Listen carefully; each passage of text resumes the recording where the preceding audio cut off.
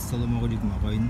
Бізде домбыра үйренудің ең оңай әдісі шықты, яғни бұл сандар арқылы үйрену.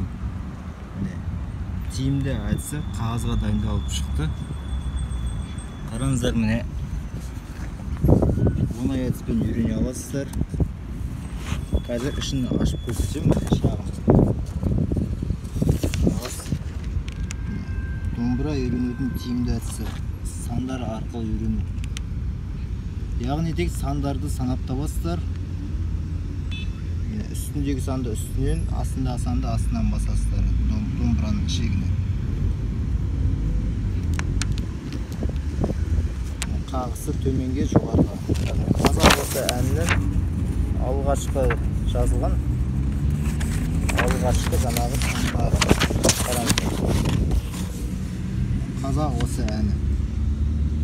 Төменге, жетінші перне астынан алмай кезіп, төмен, жоғары, төмен, жоғары. Дәл осы әдіспен жазылған басқа да әндер бар. Мен қазақтың әні бар, аягөз қайда барасын әні бар. Арнайы кітапшалар, әндер жазылған. Дәл осы үйрену әдісімен. Оңай әдіс көрдіңіздер ме? Сандарды тек санап табасыздар. 2 сан беріледі, қағысы барлығы дайын жазылып тұр. Осындай қағазды алам десеңіздер, мына WhatsApp номерге жазыңыздар.